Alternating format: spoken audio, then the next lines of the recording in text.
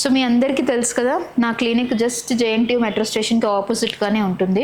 So evening అంతా అయిపోయాక relaxation టైంలో ఇలా ఇక్కడే కూర్చొని నేను ఊరికే చూస్తూ ఉంటాను. సో నేను ఈరోజు అబ్జర్వ్ చేసింది ఏంటి అంటే, ఈ జస్ట్ 550 మీటర్స్ డిస్టెన్స్లో అక్కడ ఒక టీ షాప్ ఉంది. దాంట్లో ఆబ్వియస్లీ ఈ సిగరెట్, బీడీ ఇవన్నీ కూడా అమ్ముతున్నారు. దాని పక్కనే ఒక అన్హెల్దీ టిఫిన్ సెంటర్ ఉంది. దాంట్లో ఇడ్లీ దోశ కాకుండా పూరి మాత్రం బెస్ట్ సెల్లింగ్ ప్రోడక్ట్ అంటే, ఎందుకంటే మనకు డీప్ ఫ్రైడ్ ఫుడ్ చాలా ఇష్టం కదా. దాని పక్కనే చిన్న బిర్యానీ పాయింట్ ఉంది.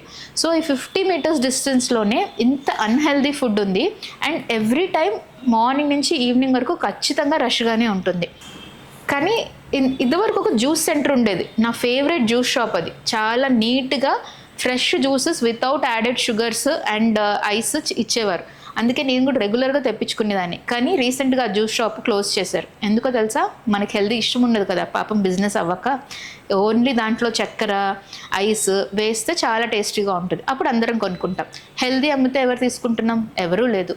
సో ప్లీజ్, మన ముందు చాలా అన్హెల్దీ థింగ్స్ చాలా టెంప్టింగ్గా ఉంటాయి. But what to choose wisely is in your hands.